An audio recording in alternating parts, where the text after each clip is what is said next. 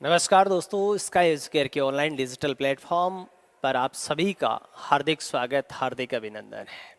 मैं हूं आपके साथ मनोज सुंडा और आज अपन, जैसा कि आप सभी ने हेडिंग देख ली होगी कि आप किस पर आज विशेष परिचर्चा करने जा रहे हैं, जो कि एक शानदार परिचर्चा करेंगे अपन, और किस प्रकार से संपूर्ण इस पाठ्यक्रम को किस तरह से तैयार करें ताकि अपनी सफलता सुनिश्चित हो। यानी अपने को ये संशय नहीं रहे लास्ट में परीक्षा देने के बाद कि सर क्या होगा। सकारात्मक परिणाम की ओर अपन बढ़ेंगे। तो आज की परिचर्चा रहेगी द्वितीय श्रेणी शिक्षक भर्ती परीक्षा के हिंदी विषय के पाठ्यक्रम पर अपन विस्तृत और विशेष रूप से चर्चा करेंगे। कौन से टॉपिक को कितना महत्व दिया जाए, कौन से टॉपिक को कैसे पढ़ा जाए कि वो बहुत अच्छी प्रकार से तैयार हो जाए। तो दोस्तों, यदि संपूर्ण हिंदी के पाठ्यक्रम की बात करें तो संपूर्ण हिंदी के पाठ्यक्रम को अपन इकाइयों में विभक्त करके किस तरह से अच्छे प्रकार से पढ़ेंगे। आपके पास यदि हिंदी साहित्य या फिर हिंदी का पाठ्यक्रम अपन पढ़ते हैं तो अपने पास एक पार्ट आता है व्याकरण का, और उसी पार्ट के अंतर्गत अपने पास एक पार्ट और आता है कक्षा 9, 10, 11 और 12 की पाठ्य पुस्तकों का। तो व्याकरण प्लस 9, 10, 11, 12 की पाठ्य पुस्तकें। दूसरी इकाई के अंतर्गत यदि अपन बात करें तो अपने पास है हिंदी साहित्य का इतिहास, जिसे अपन बारीकी से जानने की कोशिश करेंगे और अच्छी प्रकार से उसे जानेंगे। वे कालों में विभक्त करके अच्छी प्रकार से पढ़ेंगे और बहुत अच्छा करने की कोशिश करेंगे। और यदि एक इकाई और बनाई जाए तो अपन एक इकाई और बनाएंगे, वो बनाएंगे काव्य शास्त्र की, जिसमें आपके पास छंद है, अलंकार है, रस है, काव्य के गुण है, काव्य के दोष है, उन पर विशेष परिचर्चा करेंगे।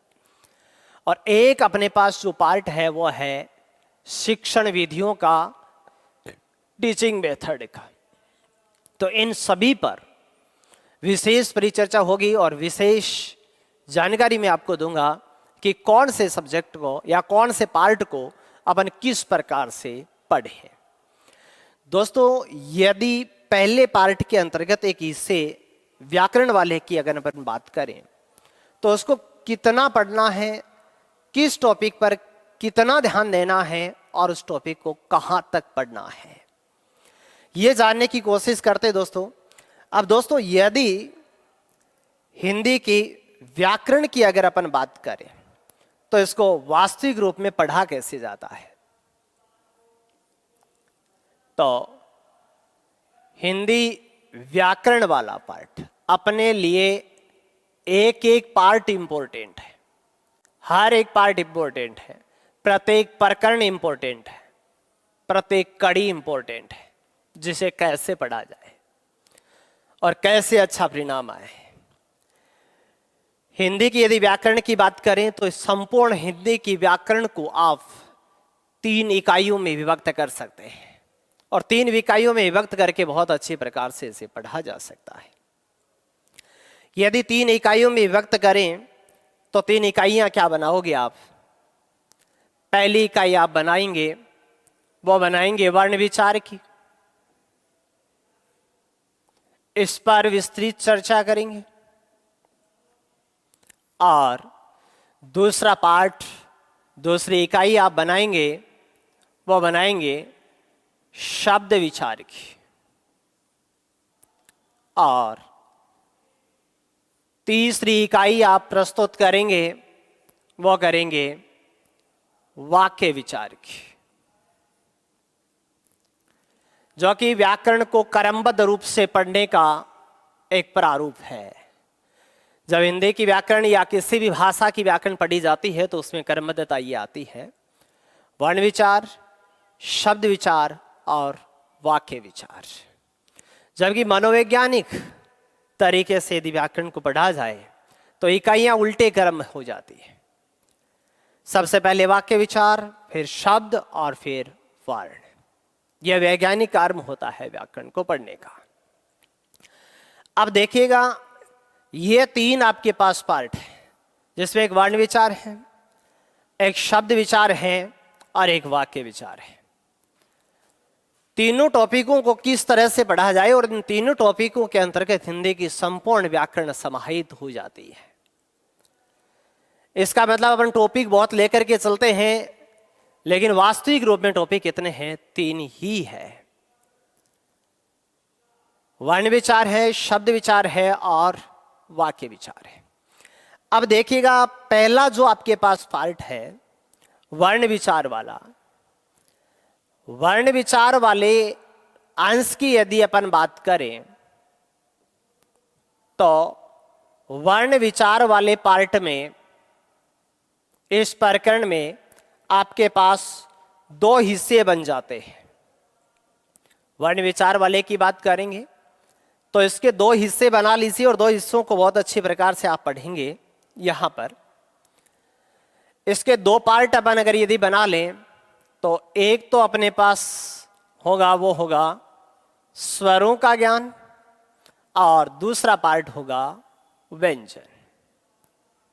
यानी एक तो स्वर है और दूसरे पार्ट की यदि अपन बात करें तो अपने पास क्या है? व्यंजन है। तो इसका मतलब आपके पास जो पहला ये टॉपिक है आपका वर्ण विचार, उसके अंतर्गत निहित दो टॉपिक है, जिसमें एक तो है आपके पास स्वरों का ज्ञान और दूसरा है व्यंजनों का ज्ञान, जिन्हें एक एक अंश को अच्छी प्रकार से पढ़ना है। तो इसका लो वर्ण विचार टॉपिक एक नहीं, वर्ण विचार के अंतर्गत आपके पास दो हिस्से हैं और दो हिस्सों में एक तो आपके पास स्वर है और दूसरा आपके पास व्यंजन है। अब दूसरे इकाई की या दूसरे हिस्से की अगर अपन बात करें तो अपने पास पार्ट बनता है, वो बनता है शब्द विचार का। लेकिन यदि इनकी बात करें, जैसे हिंदी के अंतर्गत वर्णों की शुरुआत कैसे हुई, तो दोस्तों एक बार तांडव नृत्य हुआ था और तांडव नृत्य में भगवान शिवजी ने अपने डमरू अर्थात डक्का को 14 बार बजाया था। तो 14 प्रकार की ध्वनियां निकली थी और उन्हीं ध्वनियों को महर्षि पाणि जी ने लिखित रूप दे दिया था। तो इसीलिए उन्हें माहेश्वरी सूत्र कहा जाता है, जो कि ईश्वर द्वारा प्रदत्त तथा महर्षि पाणि द्वारा लिखित थे। वो ध्वनियां कुछ इस प्रकार की थी: आयोन, रिलरिक, एयोंग, आयोच, हाइवर्ट, लन, यमनम, जभे, गर्दश, जब गर्दश, कप चढ़चढ़त्वा, कपे, सैसर और हल। हालांकि मैंने गति के साथ बता दिया इन्हें, हालांकि बोला इनको ऐसे जाता है: ए ई ओ डे, रील री का, ए ओंगे, आई आओ चाय, इस तरह से। तो वही एक आधार लिया गया और उसी आधार को आधार मान करके हिंदी के अंतर्गत वर्णों की उत्पत्ति, स्वर तथा व्यंजन दो पार्ट अपने पास बने। इन दोनों पार्टों को अपन बहुत अच्छी प्रकार से पढ़ेंगे, लेकिन आज ज़्यादा गहराई तक नहीं जाऊंगा मैं हर टॉपिक की। केवल इतना बता रहा हूं मैं तुम्हारे को कि कौन से टॉपिक को कितना पढ़ना है और किस टॉपिक के अंतर्गत क्या क्या पार्ट बनेंगे जिन्हें अपन पढ़ेंगे। तो वर्ण विचार के दो पार्ट है अपने पास, एक स्वर है और दूसरा क्या है? व्यंजन है। वर्णों से मिलकर बनी सार्थक ध्वनि समूह को अपन शब्द कहते हैं, जिससे एक आप नया टॉपिक बनाते हैं, वो बनाते हैं शब्द विचार। अब वही बात होगी कि हिंदी में आखिरकार वो शब्द कैसे आए। वर्णों की तो बात हो गई, लेकिन शब्द हिंदी में आए कैसे आखिरकार? देखो दोस्तों, हिंदी में शब्दों के आगमन की यदि बात करें तो पहला जो आप पार्ट बनाते हैं वो बनाते हैं व्युत्पत्ति या स्रोत के आधार पर। किसके आधार पर बनाते हैं? व्युत्पत्ति या स्रोत के आधार पर। व्युत्पत्ति या स्रोत के आधार पर। और व्युत्पत्ति या स्रोत के आधार पर अपन शब्दों को 5 भागों में विभक्त करते हैं। अब हिंदी में शब्दों की उत्पत्ति कैसे हुई, हिंदी में शब्द आए कैसे, ये जानना है आपको। तो व्युत्पत्ति या स्रोत के आधार पर शब्दों को आपने 5 भागों में विभक्त किया है, जिसमें आपके पास एक तो होते हैं तत्सम शब्द। तत्सम शब्द, ये तत्सम शब्द है कौन से? वे शब्द जो संस्कृत भाषा से हिंदी भाषा में आए या काम में लिए गए, लेकिन बिना किसी परिवर्तन के। मतलब ऐसे शब्द जो संस्कृत भाषा से हिंदी भाषा में काम में लिए जाते हैं, लेकिन बिना किसी परिवर्तन के, अर्थात जैसे थे वैसे के वैसे हूबहू काम में लिया जाता है। तो उन शब्दों को अपन तत्सम शब्द कहते हैं। संस्कृत भाषा के वे शब्द जो हिंदी भाषा में बिना किसी परिवर्तन के काम में लिए जाते हैं, उन शब्दों को अपन कहते हैं तत्सम शब्द। दूसरा शब्द का जो पार्ट है आपके पास, वो है तद्भव शब्द। और तद्भव शब्दों की जरूरत हमने को क्यों पड़ी? क्योंकि तत्सम शब्दावली का लेखन तथा उच्चारण जटिल है। बच्चे इनका जब लेखन करते हैं या बच्चे इनका उच्चारण करते हैं, तब बड़ी मुसीबत सामने खड़ी होती है बच्चों के लिए। इसलिए उनका लेखन तथा उच्चारण सरल करने के लिए अपने तद्भव रूप बनाए। यानी वे शब्द जो संस्कृत भाषा से हिंदी भाषा में आए, लेकिन उच्चारण तथा लेखन की सुविधा को देखते हुए उनमें परिवर्तन या बदलाव कर लिया गया, ऐसे शब्दों को अपन तद्भव शब्द कहते हैं। और यहां पर तीसरा जो पार्ट पढ़ेंगे अपन, वो पढ़ेंगे देशज शब्द। देश प्लस जय, जय मतलब जन्मा, और जन्मा कहां? देश में। तो इसका मतलब ऐसे शब्द जो आमतौर पर क्षेत्रीय बोलियों में काम में लिए जाते हैं, उन्हीं शब्दों को हूबहू हिंदी भाषा में यदि काम में ले लिया जाता है, तो अपन उन्हें देशज शब्द कहते हैं। और एक बात और विदित रहे यहाँ पर कि ऐसे शब्द जिनकी उत्पत्ति का कोई निश्चित स्रोत नहीं होता है, उन्हें भी देशज शब्द ही कहा जाता है। यानी जिनकी उत्पत्ति का कोई क्या नहीं होता, निश्चित स्रोत नहीं होता, उन शब्दों को भी क्या कहते हैं अपन? देशज शब्द कहते हैं। और एक यहां अपन पढ़ेंगे, वह पढ़ेंगे विदेशज। विदेशज शब्द, विदेश प्लस जय, जय मतलब जन्मा, और कहाँ जन्मा? विदेश में जन्मा।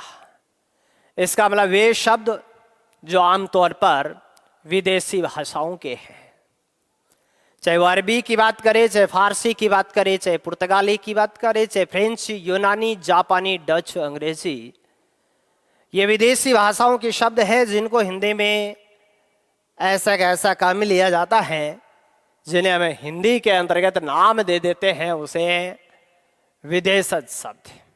यानी ये विदेशी भाषाओं के क्या है? शब्द है।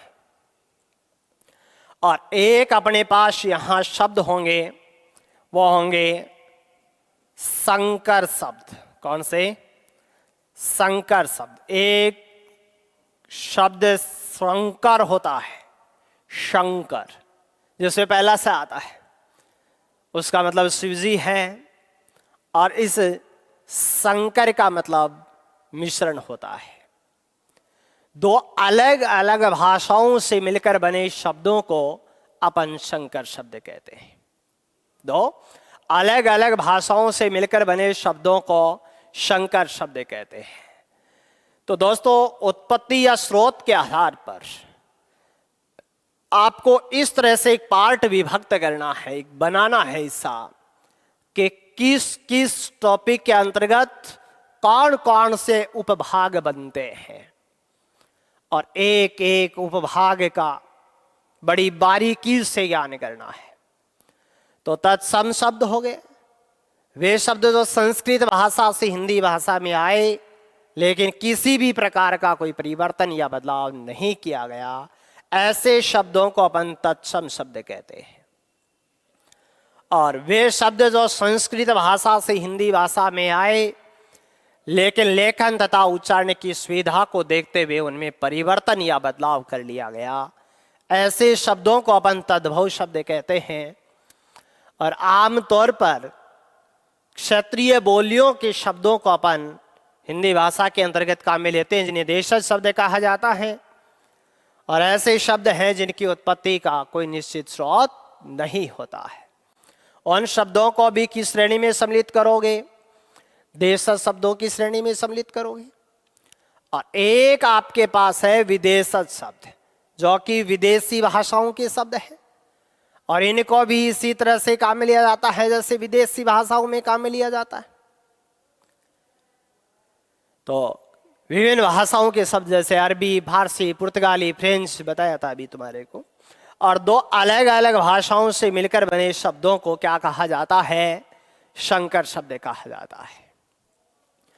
तो जो पहला आपके पास पार्ट है शब्द विचार का, व्युत्पत्ति या स्रोत के आधार पर, उसमें ये 5 तरह के आप या 5 प्रकार के शब्दों का ज्ञान करेंगे, जिसमें तत्सम, तद्भव, देशज, विदेशज और क्या है आपके पास? संकर शब्द है। दोस्तों, दूसरा पार्ट बनाते हैं अपन शब्द विचार का, क्योंकि शब्द विचार वाले पार्ट को अपन 4 भागों में विभक्त करके पढ़ेंगे, जिसमें से एक पार्ट यह है। चलिए दूसरे पार्ट की अपन बात करते हैं। दूसरा शब्द विचार का जो पार्ट बनता है आपके पास, वो बनता है रचना के आधार पर शब्दों का वर्गीकरण। किसके आधार पर? रचना के आधार पर। रचना के आधार पर। देखो, नाम को सही समझा करो, इसका काम समझ में आ जाएगा। नाम है आपके पास रचना के आधार पर। इसका मतलब शब्दों की रचना कैसे हुई है, शब्द बने कैसे, वो बात कर रहा है। तो रचना के आधार पर शब्दों को अपन 3 भागों में विभक्त करते हैं। रचना के आधार पर शब्दों को 3 भागों में विभक्त करके पढ़ा जाता है, जिसमें एक तो आपके पास होते हैं रूढ़ शब्द। रूढ़ शब्द ये क्या है? रूढ़ शब्द आपके पास ऐसे शब्द जिनकी रचना करने की आवश्यकता नहीं होती है, अपने मूल अंश में होते हैं, या ऐसे शब्द जिनका खंडन नहीं किया जा सकता, ऐसे शब्द जिनको तोड़ा नहीं जा सकता, वे रूढ़ शब्दों की श्रेणी में आते हैं। यहां से कई बार प्रश्न उठा लेता है सीधा ही कि निम्न में से किस विकल्प में रूढ़ शब्द है, निम्न में से किस विकल्प में यौगिक शब्द है, और निम्न में से किस विकल्प में योग रूढ़ शब्द है। यह ऐसे ऐसे प्रश्न उठाता है। तो इन प्रश्नों का जवाब देने के लिए आपको इन बातों का पता होना जरूरी है। रूढ़ शब्द की क्या बात कर रहे हैं, जैसे एक उदाहरण लेंगे, आपके समझ में आ जाएगा। जैसे मेरे पास एक शब्द लिखा हुआ है पेड़। यह शब्द अपनी मूलावस्था में है, यानी यह शब्द है वो रूढ़ शब्द है। क्यों? क्योंकि इस शब्द का क्या नहीं किया जा सकता, खंडन नहीं किया जा सकता। इसका ऐसे शब्द जिन्हें तोड़ा नहीं जा सकता, वे शब्द की श्रेणी में आते हैं, रूढ़ शब्दों की श्रेणी में आते हैं। और दूसरा, यदि इसका पार्ट आप पढ़ेंगे तो आप पढ़ेंगे यौगिक शब्द। कौन से पढ़ेंगे? यौगिक शब्द। ये नाम क्या बात कर रहा है? वैसे अगर अपन देखें तो आपके पास लिखा गया ये जो रूढ़ शब्द है, इस शब्द का खुद का ही खंडन नहीं होता है, और जिसका खुद का ही खंडन नहीं होता, क्या वो दूसरे का खंडन कर देगा? नहीं कर पाएगा। इसका मतलब यह अपने आप में एक मूल शब्द है, तो इसमें मूल शब्द ही आने चाहिए। योगी के नाम का खुद का खंडन होता है। यह खुद योग प्लस एक प्रत्यय के योग से बना शब्द है। इसका जो खुद टूट रहा है, इसका मतलब वो दूसरे को जरूर तोड़ेगा, ये तो निश्चित है। अब बात यह कि यौगिक शब्दों में आते क्या क्या है दोस्तों। संधि एक यौगिक शब्द होता है, क्योंकि शब्दों का योग होता है। वर्णों को मिला करके परिवर्तन लाते हो और स्वतंत्र शब्द होते हैं जिन्हें आपस में जोड़ते हुए वर्णों का परिवर्तन करके अपन संधि दर्शाते हैं। संधि हो, उपसर्ग हो या प्रत्यय हो या फिर समास।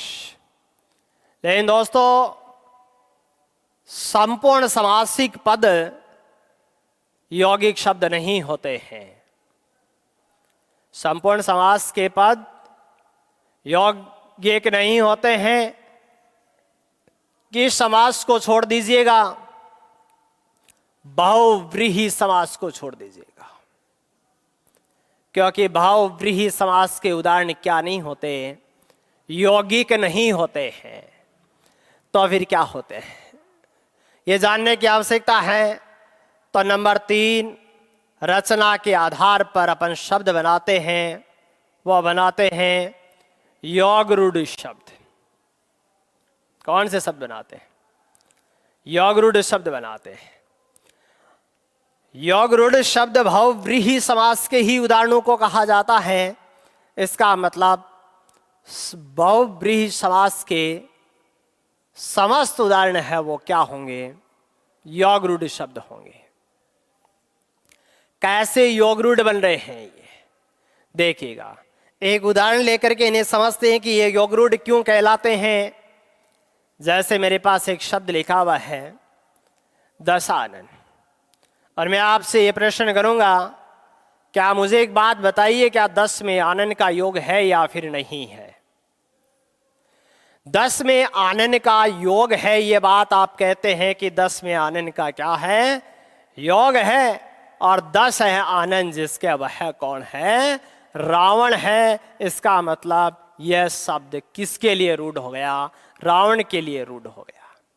तो ऐसा शब्द जो पहले यौगिक हो और आगे जाकर के रूढ़ में परिवर्तित हो जाता है, तो उसे कहा जाता है योग रूढ़ शब्द। तो दोस्तों रचना के आधार पर आपको 3 प्रकार के शब्द पढ़ने हैं, जिसमें एक तो शब्द पढ़ोगे आप रूढ़ शब्द, ऐसे शब्द जिनका क्या नहीं किया जा सकता, खंडन नहीं किया जा सकता या टुकड़ा नहीं किया जा सकता। उन शब्दों को अपन क्या कहते हैं? रूढ़ शब्द कहते हैं। दूसरे आपके पास यौगिक शब्द है, और यौगिक शब्दों में क्या क्या आता है? तो दोस्तों संधि है, उपसर्ग है, प्रत्यय है और समास है। लेकिन समास में उदाहरण किस समास का ना हो? बहुव्रीहि समास का उदाहरण न हो, क्योंकि बहुव्रीहि समास के समस्त उदाहरणों को कहा जाता है योग रूढ़ शब्द। अब ये यहां से कई बार प्रश्न सीधा उठा लेता है कि निम्न में से किस विकल्प में यौगिक शब्द नहीं है, और उस स्थिति में एक बहुव्रीहि समास का उदाहरण दे देता है जो कि यौगिक नहीं। कैसा शब्द है? योग रूढ़ शब्द है। और कई बार ऐसा कर देता है कि निम्न में से किस विकल्प में योग रूढ़ शब्द है। तो इसका मतलब उस स्थिति में विकल्प में दिया गया आपको बहुव्रीहि समास का जो उदाहरण है वो कैसा शब्द है?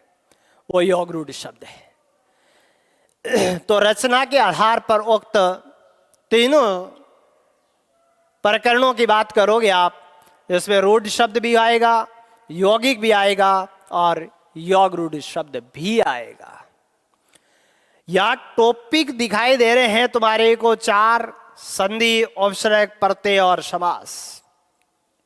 लेकिन आपको इस बात का पता होना चाहिए कि रचना के आधार पर शब्द है, चाहे वो संधि हो, उपसर्ग हो, प्रत्यय हो या समास हो। यहां कई बार प्रश्न उठ जाता है, क्या सर संधि युक्त शब्द केवल यौगिक शब्द ही होते हैं?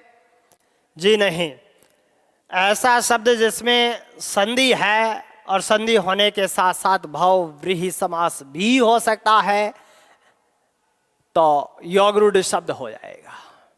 जैसे दशानन दीर्घ संधि का उदाहरण है। लेकिन यह शब्द आगे जाकर के किसी एक प्राणी विशेष, व्यक्ति विशेष या जीव विशेष के लिए रूढ़ हो रहा है, इसका योगरूढ़ शब्द है और इस कारण से किस समास का उदाहरण है? यह बहुव्रीहि समास का उदाहरण है। तो दोस्तों, ये दूसरा जो पार्ट बना आपके पास व्याकरण में शब्द विचार का, वो बना है रचना के आधार पर। और रचना के आधार पर तीन प्रकार के शब्द हो गए, रूढ़ शब्द हो गए, यौगिक शब्द हो गए और क्या हो गया? योगरूढ़ शब्द हो गए। चलिए आगे और बात करते हैं। तीसरा, इसी टॉपिक का शब्द विचार का तीसरा एक पार्ट बनाएंगे, वो बनाएंगे प्रयोग के आधार पर। किसके आधार पर दोस्तों? प्रयोग के आधार पर। प्रयोग के आधार पर यदि शब्दों की बात करें तो प्रयोग के आधार पर आपके पास शब्द दो प्रकार के हैं।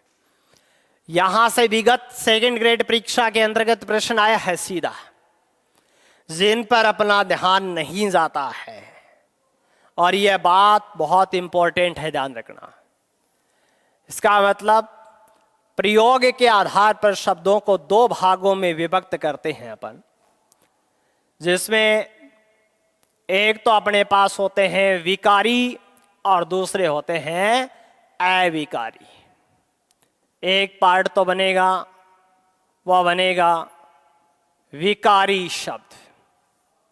ऐसे शब्द जो लिंग वचन कारक काल से प्रभावित होते हैं उन्हें कहा जाता है विकारी शब्द। और एक दूसरा जो पार्ट बनाओगे आप, वह बनाओगे किसका? अविकारी। अपोजिट हो गया ये विकारी का, अविकारी या फिर अव्यय शब्द। अविकारी या अव्यय शब्द। तो प्रयोग के आधार पर शब्द दो प्रकार के हो गए आपके पास, जिसमें एक तो हो गए विकारी शब्द और एक हो गए अविकारी या अव्यय शब्द। देखिएगा यहां से क्या बात निकल करके आती है अपने पास, कि ऐसे शब्द जो लिंग वचन कारक काल से प्रभावित होते हैं उन्हें विकारी शब्द कहते हैं, और ऐसे शब्द जो लिंग वचन कारक काल से प्रभावित नहीं होते हैं उन शब्दों को अविकारी या अव्यय शब्द कहा जाता है। यहां से प्रश्न आपको एक सीधा और पूछा जा सकता है कि ऐसे शब्द जो सदैव एक समान स्थिति में बने रहते हैं उन्हें क्या कहा जाता है? तो दोस्तों विदित रहे, ऐसे शब्द जो सदैव एक समान स्थिति में बने रहते हैं उन्हें कहा जाता है अव्यय या अविकारी शब्द। यदि विकारी शब्दों की बात करें तो इसमें भी आपके पास चार प्रकार के शब्द होते हैं। विकारी शब्दों में चार प्रकार के शब्द कौन कौन से हैं? तो एक तो आपके पास है संज्ञा, एक आपके पास है सर्वनाम, एक आपके पास पार्ट है विशेषण का, और एक आपके पास है वो है क्रिया। क्या है? क्रिया। अब देखो दोस्तों, यहां से कई बार प्रश्न उठ जाता है, यह उठा हुआ प्रश्न है ये, कि निम्न में से किस विकल्प में विकारी शब्द नहीं है? तो ये विकल्प देता है आपको संज्ञा, सर्वनाम, विशेषण, और चौथा ऑप्शन ये लिख देता है क्रिया विशेषण। क्या लिख देता है? चौथा ऑप्शन ये क्या दर्शा देगा? क्रिया विशेषण दर्शा देगा। जबकि क्रिया विशेषण अविकारी शब्द होते हैं, अव्यय शब्द या अविकारी शब्द बोलते हैं अपन जिसे। तो विकारी शब्दों में आपको क्या पढ़ना है? संज्ञा, सर्वनाम, विशेषण और किसका ज्ञान करना है? क्रिया का ज्ञान करना है। टॉपिकों को नहीं खोल रहा हूं मैं, आपको ये विभक्त करके बता रहा हूं कि कौन से टॉपिक को कहां पढ़ना है आपको। और यदि दूसरे इसके पार्ट की बात करोगे तो अविकारी या अव्यय शब्द ये भी कितने प्रकार के हैं दोस्तों? 4 प्रकार के हैं, जिसमें एक तो है आपके पास क्रिया विशेषण। क्या है? क्रिया विशेषण। मतलब ऐसे शब्द जो स्वतंत्र रूप से क्रिया की विशेषता बतलाते हैं। ऐसे शब्द जो स्वतंत्र रूप से क्रिया की विशेषता बतलाते हैं, चाहे वो काल संबंधी बताएं, चाहे स्थान संबंधी बताए, चाहे परिणाम संबंधी, परिमाण संबंधी बताए, चाहे रीति यानी ढंग संबंधी बताए। दूसरा इसका पार्ट आता है, वो आता है संबंध बोधक अव्यय। क्या आता है? संबंध बोधक अव्यय आता है। और संबंध बोधक अव्यय क्या काम करते हैं? वे अव्यय शब्द जो संज्ञा व सर्वनाम शब्दों के साथ जुड़ करके वाक्य में प्रयुक्त अन्य संज्ञा व सर्वनाम शब्दों का उनके साथ संबंध बतलाने का कार्य करते हैं। जैसे दादाजी लकड़ी के सहारे चल रहे हैं। दादाजी संज्ञा है, लकड़ी संज्ञा है, चल रहे हैं क्रिया है, और के सहारे यहां पर संबंध प्रकट कर रहा है, जो कि एक साधन है। और इसी में संबंध बोधक अव्यय के अंतर्गत यह साधन सूचक शब्द होता है। आपके पास यहां पर तीसरा पार्ट होगा, वो होगा समुच्चय बोधक अव्यय का। समुच्चय बोधक अव्यय, समुच्चय बोधक अव्यय। अब यदि समुच्चय बोधक अव्यय की बात करें तो ये वे अव्यय शब्द हैं जो जोड़ने का काम करते हैं। समुच्चय का मतलब क्या होता है? जोड़ना होता है। दो शब्दों, वाक्य, वाक्यांशों को आपस में जोड़ने वाले शब्दों को क्या कहा जाता है? समुच्चय बोधक अव्यय कहा जाता है। शब्दों, वाक्य, वाक्यांशों को जोड़ने वाले अव्यय शब्दों को क्या कहा जाता है? समुच्चय बोधक अव्यय कहा जाता है। जैसे आप पढ़ते हैं और, वह, एवं, तथा, या, अथवा, किंतु, परंतु, अपितु, बल्कि, है ना, इसलिए आता है। ऐसे शब्द हैं जो दो शब्दों, वाक्य या वाक्यांशों को आपस में जोड़ने का काम करते हैं। तो यहां पढ़ना है आपको समुच्चय बोधक अव्यय। और इसी के साथ साथ चौथा आपको पाठ पढ़ना है, वो पढ़ना है विस्मयादि बोधक अव्यय। विस्मयादि बोधक अव्यय, इसका मतलब ये पाठ आपके लिए इंपॉर्टेंट बनता है प्रयोग के आधार में। प्रयोग के आधार पर शब्दों का जो वर्गीकरण है, उस वर्गीकरण में पढ़ते समय सबसे ज्यादा ध्यान देना है, वो देना है अविकारी या अव्यय शब्दों पर। क्योंकि अच्छा प्रश्न बनता है यहां से, संज्ञा से, सर्वनाम से, विशेषण से और क्रिया से प्रश्न बनेगा, वो सभी सही करेंगे। लेकिन ये प्रश्न आपको आगे लेकर के जा सकता है।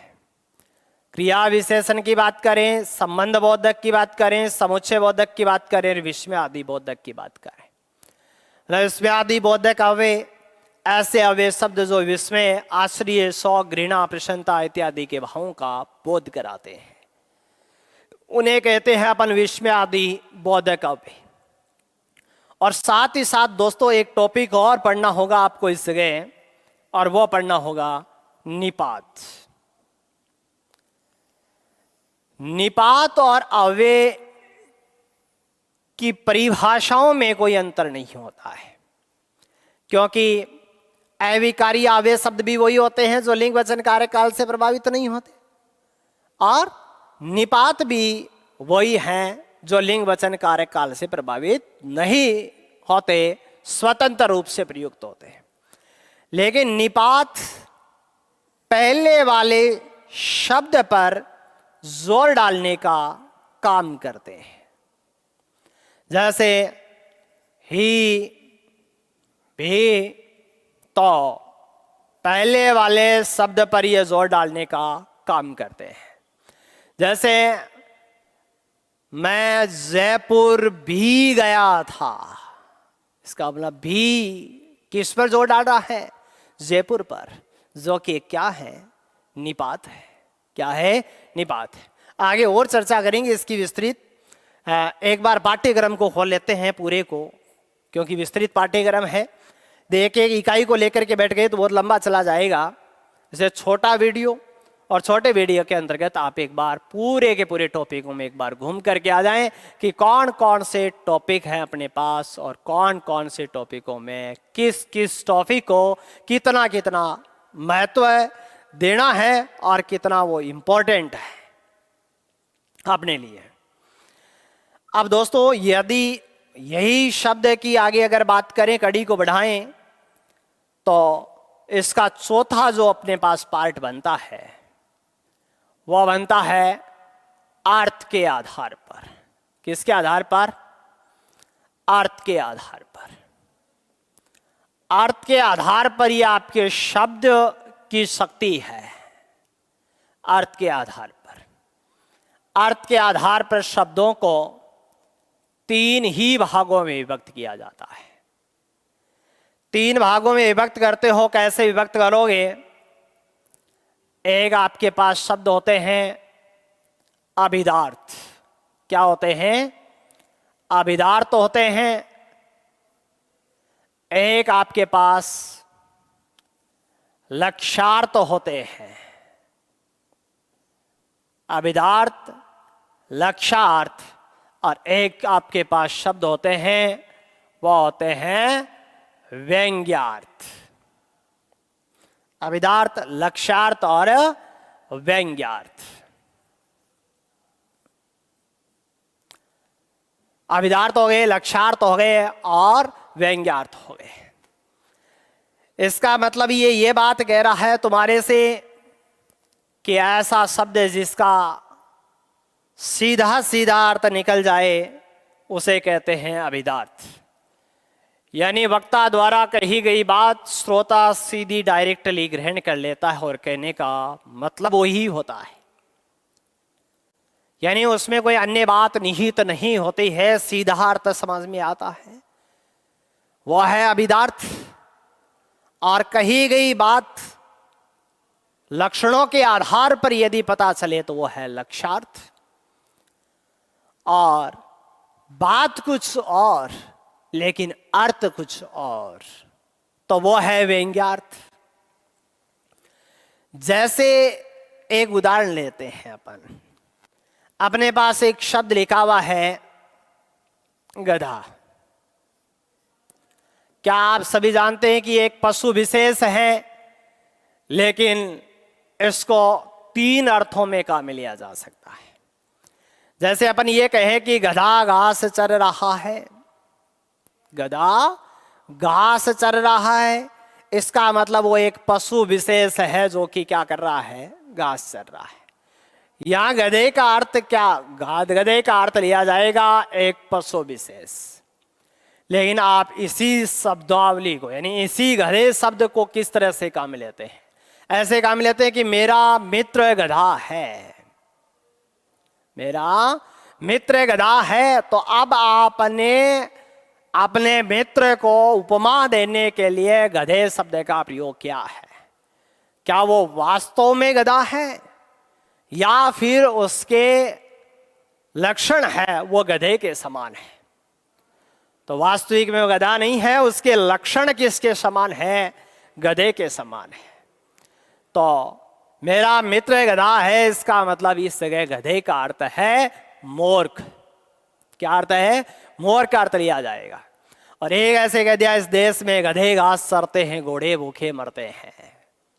यह व्यंग्यार्थ है कि गुणवत्ताओं का कोई ध्यान नहीं रखा जाता है। तो शब्द एक है लेकिन सीधा अर्थ दे सकता है, लाक्षणिक अर्थ दे सकता है और व्यंग्यार्थ दे सकता है। यानी तीनों तरह की क्या दे सकता है? ये अर्थ दे सकता है। तो अर्थ के आधार पर यदि शब्दों की बात करोगे तो अर्थ के आधार पर शब्द कितने प्रकार के हैं? 3 प्रकार के हैं। 3 प्रकार से अर्थ दे देगा, मुख्य अर्थ, लक्षणिक अर्थ और व्यंग्यार्थ। अब यदि ये बात करें तो पार्ट किसका आ गया भाई? शब्द शुद्धि का आ गया। अब यहां पर आप अर्थ के आधार पर और क्या क्या टॉपिक पढ़ सकते हैं जिससे व्याकरण यहां समाहित तो हो सकती है। देखिएगा, विलोम शब्द ये तब ही अच्छी प्रकार से तैयार हो पाते हैं जब अपने को शब्द का अर्थ सही पता हो। पर्यायवाची बात वही है अर्थ वाली। पर्यायवाची शब्द, युग्म शब्द जिन्हें तो हम युग्म शब्द भी कह सकते हो, समानोच्चारित भिन्नार्थक शब्द भी कह सकते हो, श्रुति सम भिन्नार्थक शब्द भी कह सकते हो। अर्थ होता है जोड़े वाले युग्म वाले 2 शब्द दे दिए जाते हैं। जैसे अचल दे दिया, अचला दे दिया। अचल पर्वत है, अचला पृथ्वी है, तो किस पर आधारित है? अर्थ को ही आधार ले रहा है। एकल शब्द है, यानी जैसे अपन कहते हैं वाक्यांश के लिए एक शब्द, यह भी क्या करता है? पूरे के पूरे एक वाक्य को एक शब्द के रूप में बांध देता है। इसका मतलब जो वाक्य का मतलब है वही उस शब्द का क्या है? मतलब है, वही उस शब्द का महत्व है। जैसे वह स्त्री जिसका पति प्रदेश चला गया हो, प्रोषित पति का बोलते हैं उसको। वह स्त्री जिसका पति प्रदेश से आ गया हो उसे आगत पति का कहते हैं। तुम्हारी कमी क्या है? इन 2 चीजों को तो याद रखते हो, लेकिन तीसरी चीज अगला बीच में घुसा देता है। और वो क्या पूछ लेता है? वो ये पूछ लेता, वह स्त्री जिसका पति प्रदेश से आने वाला हो उसे क्या कहते हैं? तो उसे कहते हैं आगमिष्यत पति का। क्या बोलते हैं? आगमिष्यत पति। इसका मतलब सर आ गया हो आगत पति का सबको पता है, चला गया हो सबको पता है प्रोषित पति का, लेकिन आने वाला हो ये तैयार करना अच्छी बात है कि वह स्त्री जिसका पति प्रदेश से आने वाला हो तो उसके लिए क्या मिलेंगे? आगमिष्यत पति का। ठीक, ऐसी बात हो सकती है। यहां आपके पास शब्द अनेकार्थक भी है जो कि अर्थ के आधार पर ही है, और साथ साथ आपके पास लोकोक्तियां व मुहावरे हैं, यह भी अर्थ के आधार पर ही है। अब आप कहेंगे कि सर शब्द में और बात बच गई, जैसे वचन बच गया, लिंग बच गया, वचन बच गया, लिंग बच गया, काल बच गया। तो दोस्तों एक बात बताओ मुझे कि आप संज्ञा पढ़ रहे हैं, तो संज्ञा पढ़ते समय क्या संज्ञा एक शब्द नहीं है क्या? तो एक शब्द है अगर संज्ञा, तो क्या वो एक वचन या बहुवचन नहीं है क्या? क्या वो स्त्रीलिंग या पुल्लिंग नहीं है क्या? है। तो संज्ञा प्रकरण के साथ ही पढ़ा जाता है वचन और लिंग। तो वचन और लिंग वाले टॉपिक को कहां पढ़ा जाए? संज्ञा के साथ पढ़ा जाए। आप कहेंगे सर काल वाला टॉपिक भी है, तो काल पूरा का पूरा किस पर निर्भर करता है? क्रिया पर निर्भर करता है। हो सकता है आपके वाक्य के अंतर्गत दी गई क्रिया भूतकालिक हो सकता है वर्तमान कालिक हो, और हो सकता है क्या हो? भविष्यकालिक हो। तो ये आपके टॉपिक वचन है, लिंग है और काल है। वचन और लिंग तो आप पढ़िएगा संज्ञा के साथ, और काल पढ़िएगा आप किसके साथ? क्रिया के साथ। समझ में आ रही है कहानी दोस्तों? तो यह अर्थ के आधार पर आपको इस तरह से तैयार करना है। अब देखिएगा और क्या बच गया आपके पास। आपके पास अभी व्याकरण में एक टॉपिक और बचा है, साथ साथ और भी बात करेंगे। एक शब्द शुद्धि की बात है जो संधि में, उपसर्ग में और प्रत्यय में निकाली जा सकती है। जो आपने पार्ट बनाया है रचना के आधार पर, यह जो आपने बनाया है, तो यहां संधि, समास, उपसर्ग, प्रत्यय, इनके बाद आपको यहां टॉपिक पढ़ना चाहिए, वो पढ़ना चाहिए शब्द शुद्धि वाला। बहुत बढ़िया तरीके से तैयार हो जाएंगे यदि इस क्रमबद्धता से पढ़ा जाए तो। संधि, उपसर्ग, प्रत्यय और समास पढ़ने के बाद शब्दों का यहाँ अच्छा ज्ञान हो जाता है, और अच्छा ज्ञान हो जाता है तो यहां पर शब्द शुद्धि वाला आपको टॉपिक करना चाहिए। मैं कड़ियां जोड़ने का प्रयत्न कर रहा हूं, जिसे आप जोड़ करके पढ़ें, बड़ा आनंद आएगा पढ़ने का। यह स्वाध्याय के लिए भी बहुत अच्छी बातें हैं। जो स्वाध्याय करते हैं आप, सेल्फ स्टडी करते हैं आप, तो भी आपके लिए इंपॉर्टेंट है। व्याकरण का तीसरा पार्ट आपके पास है, वो है वाक्य विचार। ठीक है, यदि वाक्य विचार वाले टॉपिक की अगर बात करोगे आप, तो इसमें आप क्या क्या पढ़ेंगे ध्यान रखिएगा। एक एक बात को खोल करके चलो कि कहां कितना पढ़ना है, किस टॉपिक में क्या टॉपिक निहित है और कैसे पढ़ना है उसको।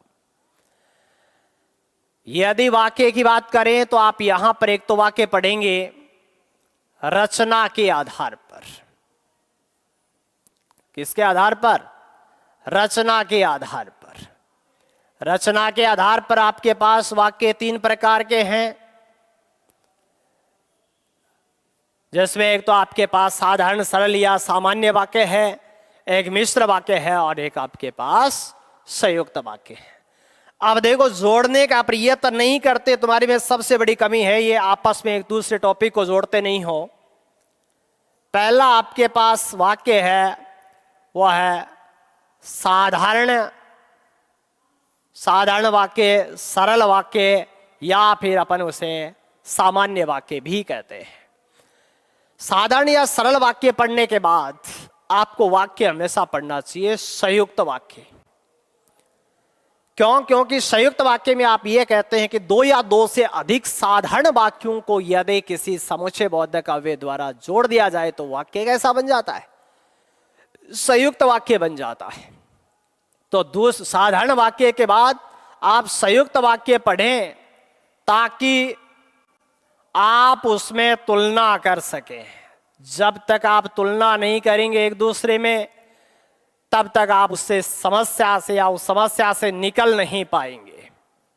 और एक आपके पास है मिश्र या मिश्रित वाक्य, जो कि एक बात दूसरी बात पर डिपेंडेंट रहती है या आश्रित रहती है, या यूं कह सकते हैं निर्भर रहती है।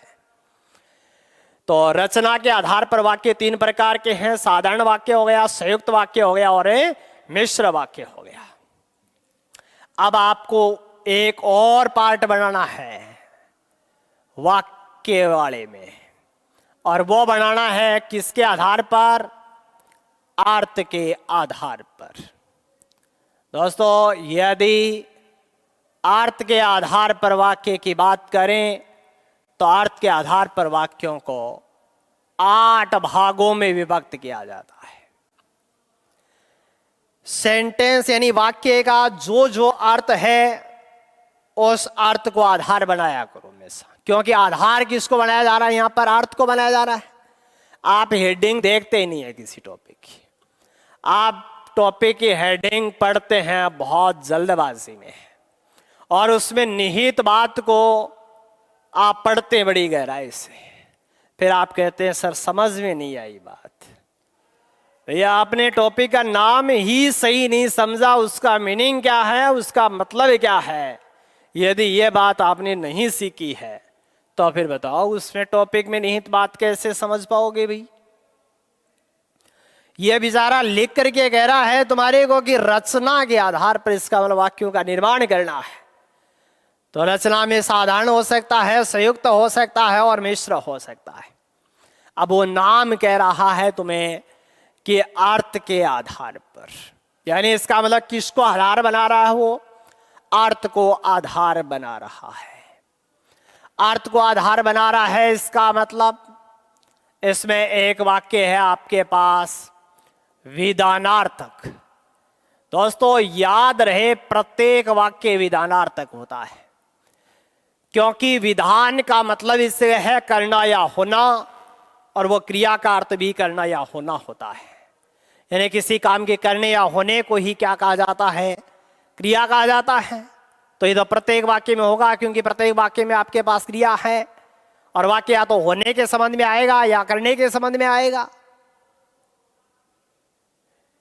तो सर हर वाक्य विधानार्थक है, तो फिर भिन्न क्या है? ये 8 भागों में क्यों विभक्त हुआ है? देखो, फिर विधानार्थक के अंतर्गत यदि इस प्रकार के भाव है, जैसे यदि किसी वाक्य में प्रश्न का भाव है तो प्रश्नार्थक वाक्य है, और यदि किसी वाक्य में निषेध का भाव है तो वह निषेधार्थक है, और यदि किसी वाक्य में आज्ञा, आदेश, उपदेश की बात है तो वाक्य कैसा है? आज्ञार्थक है। और यदि किसी वाक्य में इच्छा का भाव प्रकट हुआ है तो वाक्य कैसा है? इच्छार्थक है। इच्छा और आशीर्वाद 2 भाव हो सकते हैं इसमें। एक आपके पास संकेतार्थक हो सकता है, जिसमें संकेत या शर्त निहित होती है। अर्थ बता रहा है एक एक, ये आपको एक एक अर्थ बताएगा ये आपको वाक्य कि क्या क्या हो रहा है। देखो, प्रश्न का बोध हो रहा है, निषेध का बोध हो रहा है, आज्ञा का बोध हो रहा है, इच्छा का बोध हो रहा है, संकेत का बोध हो रहा है। होने वाले काम में यदि संदेह या संभावना है तो वो हो जाएगा संदेहार्थक वाक्य। कौन सा हो जाएगा? संदेहार्थक वाक्य, संदेह या संभावना।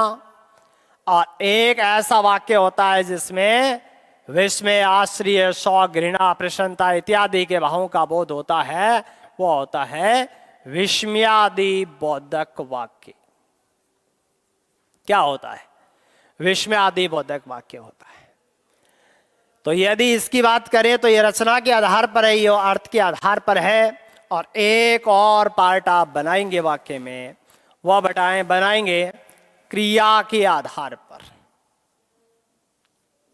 किसके आधार पर? क्रिया के आधार पर। और यदि क्रिया के आधार पर वाक्य को बांटोगे तो 3 भागों में विभक्त हो जाएगा ये। कैसे? तो नंबर 1 पर बात करोगे तो यह है कर्तृवाच्य। नंबर 2 पर बात करोगे तो कर्मवाच्य। बहुत अच्छे हैं, यहां से प्रश्न काफी अच्छे आएंगे। और एक है आपके पास भाववाच्य। भाववाच्य ये वाक्य के पार्ट है। इस तरह से विभक्त करें आप। रचना के आधार पर 3 भागों में विभक्त करेंगे, साधारण, सरल या सामान्य वाक्य, संयुक्त वाक्य और मिश्र या मिश्रित वाक्य। अर्थ के आधार पर वाक्य को आप 8 भागों में विभक्त करेंगे, विधानार्थक, प्रश्नार्थक, निषेधार्थक, आज्ञार्थक, इच्छार्थक, संकेतार्थक, संध्यार्थक और विस्मयादि बोधक। हर एक वाक्य आपको भाव देता है। प्रश्न का भाव है तो प्रश्नार्थक कीजिए, नकारात्मकता का भाव है निषेधार्थक कीजिए, आज्ञा, आदेश, उपदेश की बात है आज्ञार्थक, इच्छा या आशीर्वाद की बात है इच्छार्थक, संकेत या शर्त। 2 चीजें हो सकती है। यदि आप पढ़ोगे तो पास हो जाओगे, यह संकेत है। यदि तो जहां पर भी लगा हुआ है वो संकेत है। एक होता है संध्यार्थक, जैसे संदेह या संभावना, और एक विस्मय, आश्चर्य, शौक, घृणा, प्रसन्नता इत्यादि के भावों का बोध होता है, वह है विस्मयादि बोधक वाक्य। क्रिया के आधार पर 3 प्रकार के वाक्य हैं आपके पास, कर्तृवाच्य, कर्मवाच्य और भाववाच्य। ये भी डिटेल में पढ़ेंगे एक एक बात। अब आप ये कहते हैं कि सर व्याकरण में और क्या बच गया, तो दोस्तों वाक्य पढ़ने के बाद आपको इस जगह पढ़ना चाहिए विराम चिन्ह। विराम चिन्ह जिनका आपको वाक्य में वास्तविक रूप में पता चले कि कहां किस विराम चिन्ह का प्रयोग किया जाता है। और विराम चिन्ह के साथ ही फिर पढ़ेंगे आप वाक्य शुद्धि। ये देखिएगा किस प्रकार से व्याकरण की कड़ियों को आपस में जोड़ा गया है, और ऐसे ही ये जुड़े भी होते हैं और अपन ध्यान ही नहीं देते कि वास्तविक रूप में एक कड़ी दूसरी कड़ी से किस प्रकार से जुड़ती है और कैसे निपटा जाता है। आप कई बार स्ट्रेस में आते, दबाव में आते हैं कि सर मैंने पढ़ा बहुत कुछ है, लेकिन ऐसा लगता है परीक्षा के समय कि मुझे कुछ ही नहीं आ रहा है। पढ़ते समय पढ़ने का तरीका सही नहीं है। एक कड़ी को दूसरी कड़ी से जोड़ते हुए चलिए, रुचि उत्पन्न होगी और अच्छी प्रकार से आप पढ़ेंगे। और अच्छी प्रकार से पढ़ने के लिए एक कड़ी को दूसरी कड़ी से आपको जोड़ना ही होगा, और एक कड़ी को दूसरी कड़ी से यदि आप नहीं जोड़ करके पढ़ते हैं तो लास्ट में वो मिक्स होने लग जाता है। और लास्ट में बहुत बार कहते हो सर ये आपस में मिक्स हो गया, ये इसमें मिक्स हो गया, ये इसमें मिक्स हो गया। अब ये ऐसा लग रहा है कि ये पहला नियम में दूसरा नियम, और दूसरे नियम में तीसरा नियम, और तीसरे में चौथा नियम लग रहा है। भाई सीधी सी बात है, लगेगा ही। क्यों लग रहा है? क्योंकि एक कड़ी को दूसरी कड़ी से जोड़ने का आपने प्रयास नहीं किया है। और एक कड़ी को दूसरी कड़ी से जोड़ते हुए यदि आप पढ़ेंगे तो बड़ा आनंद आएगा। और मैं प्रत्येक टॉपिक आपको इसी प्रकार से पढ़ाऊंगा, एक कड़ी को दूसरी कड़ी से जोड़ते हुए। देखते हैं कौन रोकता है सिलेक्शन। मेहनत करने वाले का कोई सिलेक्शन नहीं रोकता है। सही दिशा में और समय का उचित प्रयोग करते हुए यदि अपन शिक्षण करते हैं तो निश्चित है, 100% है कि अपन सफलता से दूर नहीं है। मेहनत आपकी और मेरी दोनों की मेहनत रंग जरूर लाएगी। और मैं भरोसा दिलाता हूं आपको कि आप मेरे साथ जुड़िए और पढ़िए। आपको प्रत्येक टॉपिक इतना शानदार तरीके से मिलेगा। जैसा मैं बोर्ड पर लिख रहा हूं ऐसा कैसा आपको लिखा हुआ मिलेगा। इसके साथ आपको पीडीएफ मिलेगी बहुत शानदार, और बहुत शानदार हर टॉपिक के अच्छे से अच्छे प्रश्न आपको मिलेंगे, और अच्छे से अच्छा मैटर। जैसे आप तुलना करो दूसरे से मैटर से तो आपको यह प्रसन्नता हो कि वास्तव में सर अपन ने बहुत कुछ पढ़ा है। तो दोस्तों आज के इस वीडियो के अंतर्गत अपन ने चर्चा की है कि हिंदी की सामान्य व्याकरण को किस प्रकार से पढ़ा जाए, एक टॉपिक से दूसरे टॉपिक को कैसे जोड़ा जाए, और किस तरह से इसे पढ़ सकते हैं अपन। तो दोस्तों आज के इस वीडियो के अंतर्गत इतना ही, जो कि आपको व्याकरण को किस तरह से पढ़ना है, एक कड़ी को दूसरी कड़ी से कैसे जोड़ना है, यह सिखाया है। आगे के वीडियो में शेष पाठ्यक्रम जो बच रहा है उसको इसी प्रकार से अपन भागों में विभक्त करते हुए उसका शिक्षण करेंगे। दोस्तों आज के लिए इतना ही। आगे वाले वीडियो में मिलते हैं, और आगे वाले वीडियो के अंतर्गत अपन बात करेंगे बाकी आगे के पार्ट बच गए आपके पास। जो कक्षा 9, 10, 11, 12 की पाठ्य पुस्तकें हैं उनसे किस प्रकार से प्रश्न पूछे जाते हैं और किसका कितना वेटेज है। फिर आगे के एक वीडियो में इतिहास की चर्चा करेंगे, एक में काव्य शास्त्र की चर्चा करेंगे, और एक वीडियो के अंतर्गत अपन शिक्षण विधियों पर चर्चा करेंगे, टीचिंग मेथड पर। तो तब तक के लिए मैं विदा लेता हूँ आपसे। तो धन्यवाद दोस्तों।